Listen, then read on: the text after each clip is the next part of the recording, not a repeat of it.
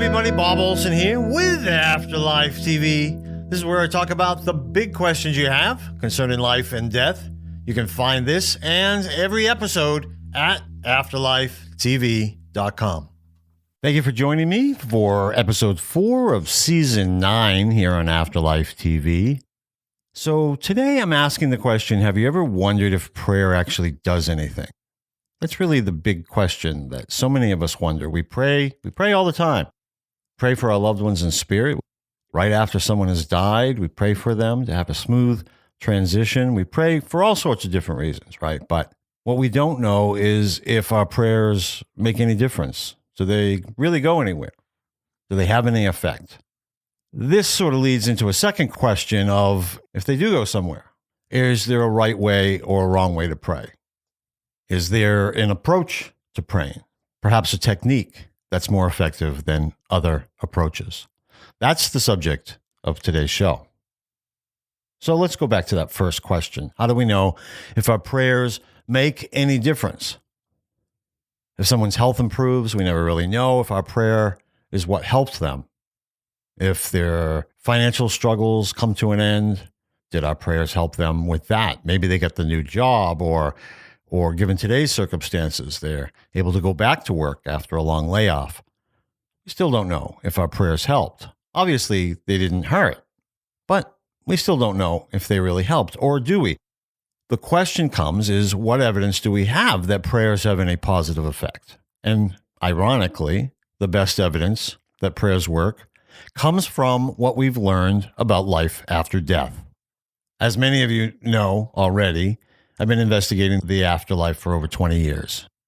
And from my investigation of life after death, I have witnessed many different ways that prayers are real. Prayers actually help us and help the people that we're praying for. I'm going to discuss 6 of them right here on this show today, and I'll just keep them brief, but it gives you something to think about. Now, I'm going to start with what you would probably think is the most obvious: mediums. Obviously, I have an entire website, an entire directory of mediums. So everybody thinks that that's what I'm all about. Obviously, I'm not. I have been investigating all sorts of areas that I consider evidence of life after death. It started with mediums. I am an advocate, if you want to say, for mediums because I think they do wonderful work. And that's why I came up with bestpsychicdirectory.com. So that's also where I have had the privilege of witnessing other people's readings. I've had my own, of course, but I've also witnessed other people getting readings. And in doing so, I have noticed that a lot of people in spirit, a lot of spirits, you might say, have thanked their loved ones for their prayers. Of course, the skeptics can go, well, how hard is it for a medium to guess that their client here prayed for their loved ones in spirit? That's not hard, but it goes so much further than that. Mediums provide a lot of details in those prayers. They provide exactly what was said when praying, and they provide where the person was exactly when they said it. But that's just the first one. Let's go to the second one. I've also talked with people who have had frequent, and that's a key word here, we'll get to that, frequent out-of-body experiences. This is called an OBE for short, and it's when people's consciousness leaves their body. We don't really know why, and they sort of lift up from their physical body. They can see their physical body lying in the bed or on the sofa. And the more often that someone has an out-of-body experience, the more they get over their fears of what's happening and the further they tend to travel. So before you know it, they're traveling outside the walls of the bedroom, for example, and then outside of the house altogether. Many people who have had out-of-body experiences travel the world from that point on, and then many travel the spiritual realm as well. Those who travel into the spiritual realm during an OBE have consistently seen prayers going by them. It's one of the things that so many who have had these experiences have told me. I saw prayers going by. I knew there were prayers. There's a knowing when you're in that realm, I'll just say. And I've had people describe them as shooting stars seeking out their destinations. So that's the second one. We have mediumship readings, we have out-of-body experiences, and then we have near-death experiences. Now, one of the things that I love about investigating the afterlife is that when I look at different modalities, I know there's a lot of, like I've talked to a lot of people here on the show who sort of focus on one area, right? Mediums focus on mediums. People who have had a near-death experience focus on that. People who have out-of-body experiences tend to focus on that. I've had the wonderful privilege of being able to investigate lots of areas that I consider evidence of life after death. And one of the things that has always fascinated me and comforted me in a way is that the evidence that comes through is similar. One confirms the other. They don't contradict one another. They actually parallel one another. So just like out-of-body experiences, we have people who have had near-death experiences. And these near-death experiences are often a one-time event, but the people who had these experiences almost always travel into the spiritual realm. And some of these people have also seen prayers traveling by them. One person described them as little balls of light and love.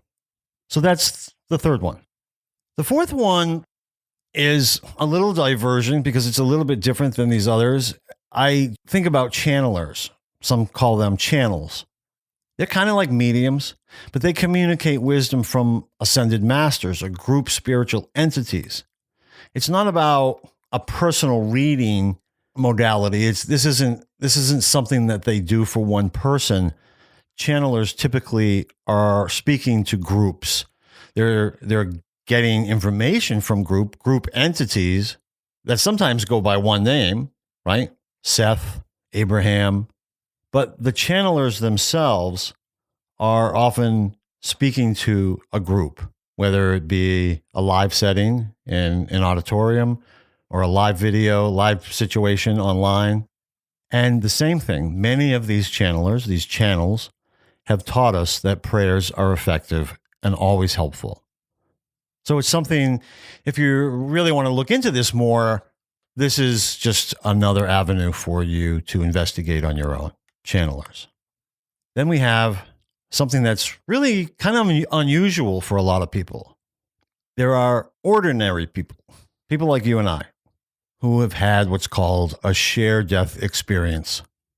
When I say ordinary people, I mean people who have not had a near-death experience, people who are not psychics or mediums, people who are not channelers, but ordinary people, right?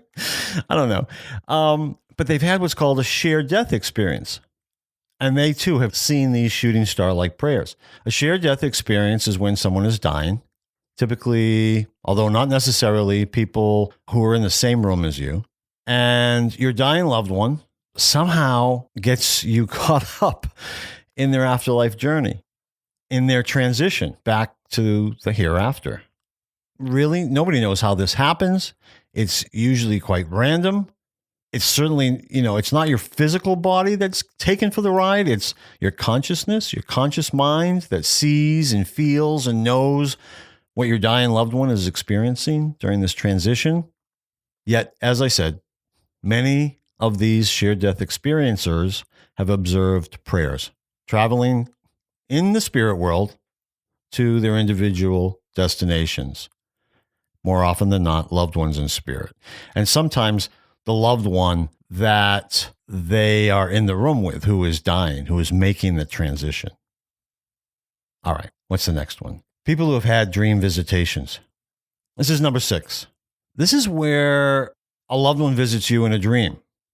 We've talked about this on the show many times, but they too, not all of them, but some of them have been told or have actually seen their own prayers reaching the deceased loved one.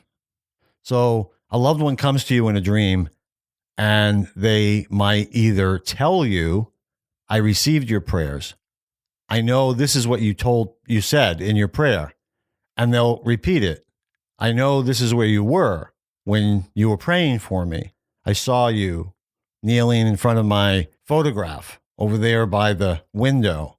And that prayer reached me, and I want to thank you for that. So that's one of the things that's happening. But sometimes they will actually show what that prayer reaching them or reaching others or just traveling through the spirit world is like. There's many different scenarios. It's not as common as some of the others. Dream visitations typically have their own agenda, and they're pretty quick and they're pretty simple, but at the same time, some people have much more detailed dreams that seem like they go on forever and ever. And as you know from this show, a dream visitation is extremely clear and vivid. It's a dream that you will remember in detail for decades, as if it only happened last night. That's what makes it different than ordinary dreams that you have, where your mind is just working on your fears and your worries and things just that happened. It's your brain processing. This is different. This is where you're having a dream visitation, a visitation from spirit during one of your dreams. It's an easy way for your loved ones in spirit to communicate with you. And again, some have just had this wonderful gift of recognizing that their prayers or other people's prayers are getting somewhere. They're getting to their destinations. So we have mediums giving readings to other people, out-of-body experiences, near-death experiences, channelers, shared death experiences, and dream visitations. 6 very different spiritual experiences providing us with evidence that prayers meet their destinations. So this now leads to my second question, which is there a right or wrong way to pray? Or said another way, is there a method or technique for praying that's more effective than others? I did an interview years ago with medium Mavis Patilla. Mavis is an icon among mediums who teaches at the esteemed College for Psychics and Mediums known as Arthur Findlay College. It's in England. Mavis gave us this advice about praying. Let's listen to Mavis. Now, what about prayer? I think a lot of people, we've learned through religion how to pray, but prayer is sort of the same idea. It's a way of, if we're praying for our loved ones, in a sense, it's a way of communicating. Is there a right or wrong way to pray, and do prayers help our loved ones in spirit? Absolutely. What you've got to remember before you pray is to thank God that there was somebody there to take care of them. Yeah. Because it should be a thank you for their lives, a thank you for the blessings you've received from them, and then the blessings that they're receiving now on this next phase of their journey. And then to say, could I be a light upon their path? Can I put my love into them so that they can feel my presence in their world? Yeah. Not just asking them to come here, but can I offer myself and my love to be a light on their path? Yeah. So I feel that the prayers that we give should be ones of thanksgiving. Yeah. We've got to move away from religion where they demand. We have no need to demand.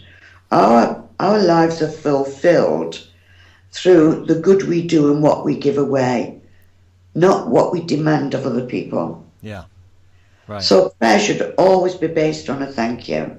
Yeah.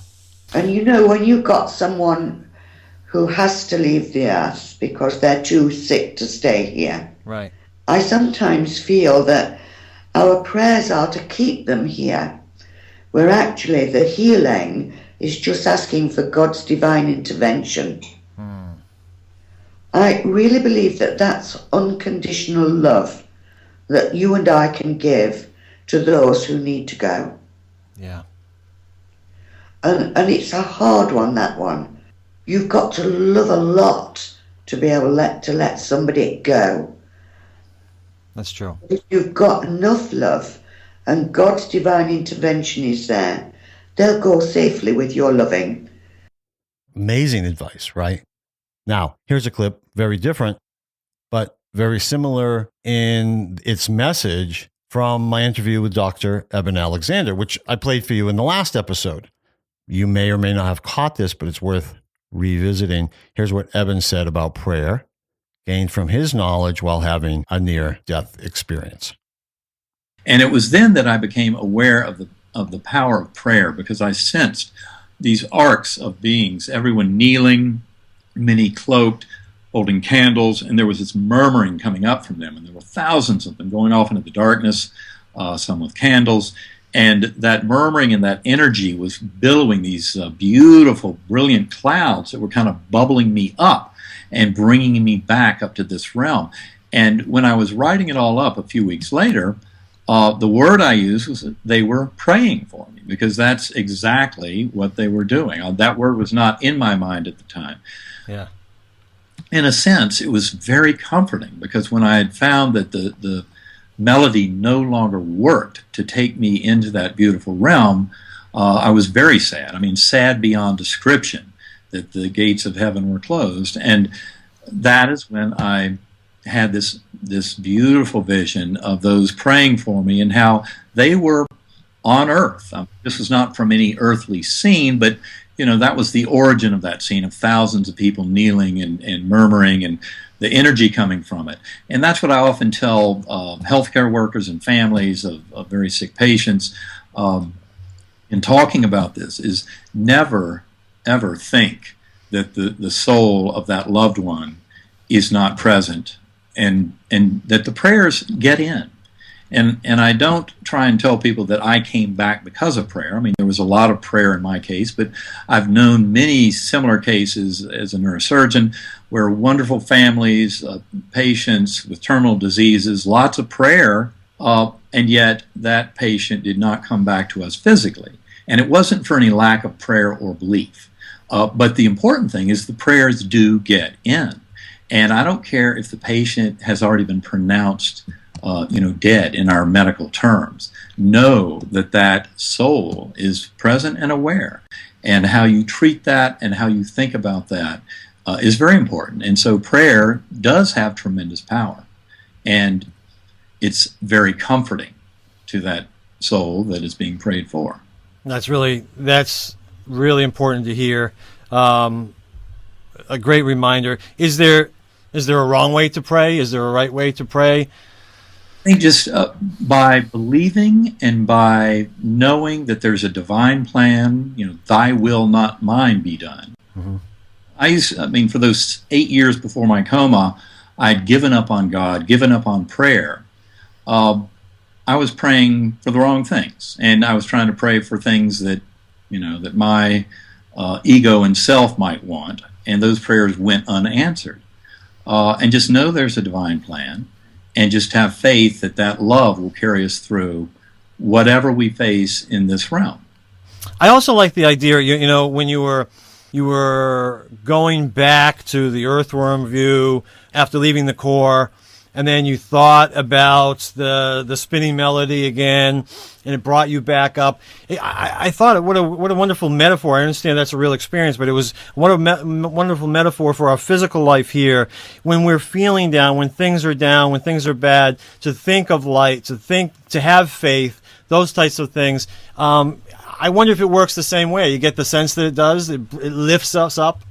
Very much, and my youngest sister Phyllis often tells me that when I first was waking up on that 7th morning and the doctors were shocked, he can't be coming back, and ended up pulling the breathing tube out. I'd been on a ventilator all week, and she came up within minutes of my coming out of all this, and she said I looked like a little Buddha sitting there on the bed, and I would look around at each one of the people, doctors, nurses, family, totally shocked that I was back. And I'd look at each one of them kind of acknowledging the divine miracle that we're here. And each breath is a miracle. And I would say, all is well. Now, I'm glad that Eben brought up that our prayers are not always answered in the way that we might have imagined it or the way we wanted it. Some people pray that they'll survive a medical crisis or that their loved ones who they're praying for will do so, and yet those people still die. If it's our time to go, all the praying in the world isn't going to change that.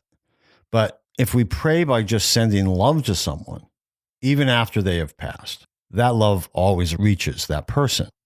And I think that's what's really important from what both of these clips are illustrating for us, is that perhaps the answer to my question about the best method of praying, maybe our prayers are just best for sending love. Love heals on levels that are beyond the physical. Love comforts. Love even provides inner peace. So possibly the most effective prayers are for the recipient just to feel our love, and love will do all that it's supposed to do. The more I think about this question, the more I realize that humans praying for a certain outcome ignores the fact that we don't know what's in the best spiritual interest of everyone involved. If two baseball teams pray to win the game, there's usually going to be one team whose prayers are answered and one team whose prayers are not. When I was thinking about these baseball teams, it reminded me of an article I wrote about an experience I had in the 1990s. At the end of the article, I contemplate the concept of luck. Is there really such a thing as luck? Somehow I feel that prayer and luck fall within the same category spiritually. In other words, maybe we've been thinking about prayer in the wrong way. In the same way that we've been thinking about luck in the wrong way. Maybe, just maybe, the baseball team that loses is gaining the most from life. And rather than being unlucky, or rather than their prayers being unanswered, perhaps the losing team is benefiting the most of all. I'll let you decide as I leave you with this story that I wrote more than 30 years ago. Here it is. In 1990, my wife Melissa and I lived in Los Angeles for a year. Being in our 20s and just getting started in life, we decided to try city life for a change. We had a Ford Bronco 2 that we drove across the country. And yet, when we got there in Los Angeles, it was just like constantly in the mechanic shop. So one day, after our little SUV was towed to the garage for repairs once again, I had to rent a car. Although I rented the cheapest car the rental company offered, they upgraded me to a mid-sized car since they didn't have any of the cheap cars left. They gave me a brand new Oldsmobile Cutlass Supreme in red, which I thought was just the coolest car in the world. In fact, the first car I ever owned was a 1971 Cutlass. Not a Supreme, but one of the first Cutlasses, which will still always be my favorite car that I've ever driven. So to drive a new Cutlass Supreme for a couple of days was just testosterone bliss. About 11 o'clock that night, it was time to pick Melissa up from work, who was working at Pier 1 Imports in Santa Monica. It was Christmas season, so they were open later than normal, and I had to wait in the car for her to close up the store. Melissa was the assistant manager, so she was always the last one to leave, and I was so used to waiting for her that it wasn't unusual for me to fall asleep in the parking lot. And while I normally sat in my car with the windows open, as it was Southern California after all, this particular night was chilly, so I kept the windows closed. The truth is that I was sitting in the car playing with the electric windows and door locks to entertain my boredom. Not having these luxuries in my own car kind of had a slight fascination with them. At one point, I noticed in my rearview mirror that 5 young guys in their late teens or early 20s were walking into the parking lot. I didn't think much of it and assumed they were just passing through until I noticed one of them was standing to my right by the passenger side door with a smile on his face. Since I was used to people in the city asking for spare change, I expected this guy was going to ask me for some change. After all, I was now sitting in a brand new sporty car, so I probably looked like I had money to spare.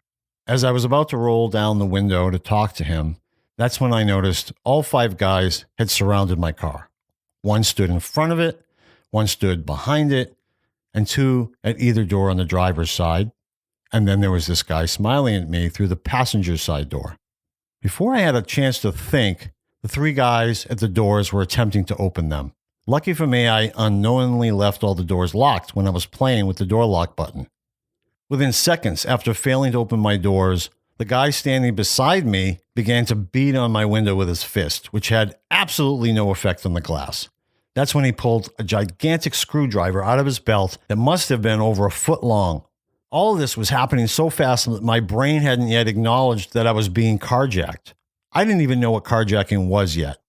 Within seconds, however, my mind and body went into fight or flight mode. I knew I had to get the heck out of there. Awkwardly, because I wasn't used to this car, I faltered when trying to get the car started and into gear. As I stammered to get the car started and then shifted into drive, the guy at my door began jamming the screwdriver into the side of the car window where it met the door. He then began prying it in an attempt to buckle and shatter the glass.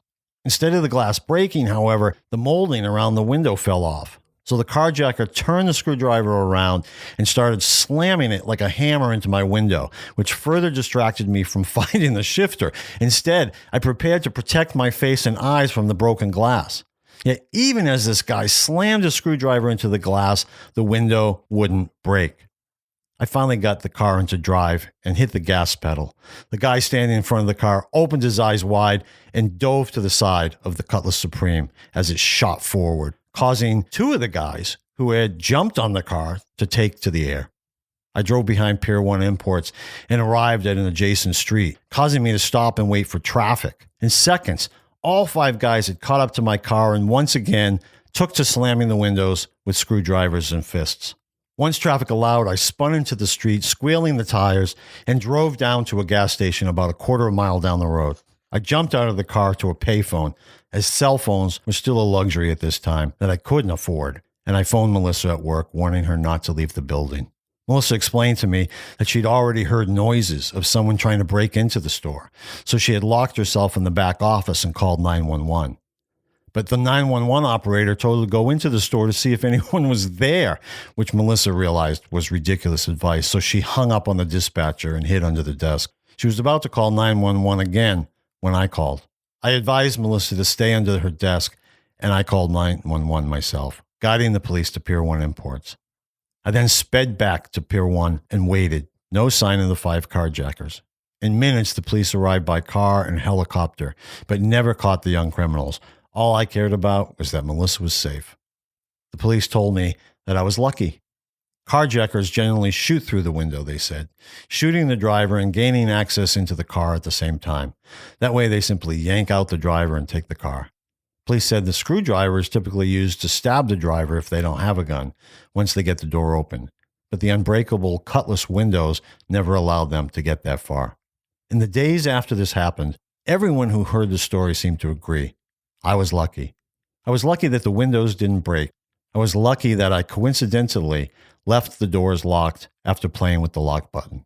I was lucky that it was unusually chilly this night, so that I had the windows closed instead of open as usual. I was even lucky that I was awake this particular night instead of sleeping. Imagine how long it would have taken me to react if I were sleeping. On the other hand, one could also say that I was unlucky that my car broke down, because that led me to rent the nice car. Nobody would have wanted to carjack my crappy car. I was also unlucky that the car rental company was out of cheap cars, so they upgraded me to a mid-sized car, a brand new red Cutlass Supreme. I was also unlucky that I was in the wrong place at the right time, which means I was right in the random path of these thugs who saw my fancy sports car as they were walking down the street. So was I lucky or unlucky? We can ask ourselves these questions all day long. Was I lucky that I beat my illness or unlucky that I got sick in the first place? Was I lucky to have survived the plane crash or unlucky that the plane crashed at all? Was I lucky that my team won or was the other team unlucky and lost? And what does that mean when my team loses tomorrow? Does that change my luck? Does it change from day to day, hour to hour, or minute to minute? What if this is not a matter of luck at all? What if this is simply a matter of experiencing life, knowing that good and bad things will happen to us, and then moving forward in the best way possible without giving the incident a label or placing responsibility for it anywhere or on anyone? Maybe our human minds are simply unable to fathom the infinite pros and cons of any single outcome in order to give it a label as good or bad. And what we really need to be doing is having faith that whatever the outcome, it is somehow in our best interest, not as human beings necessarily, but as spiritual beings. Because the truth of the matter is, we don't have nearly as much control over it as we prefer to believe. That's the article. Thanks for listening. Till the next episode, let's just love one another in our words and our actions and, yes, in our prayers. Until next time, be well.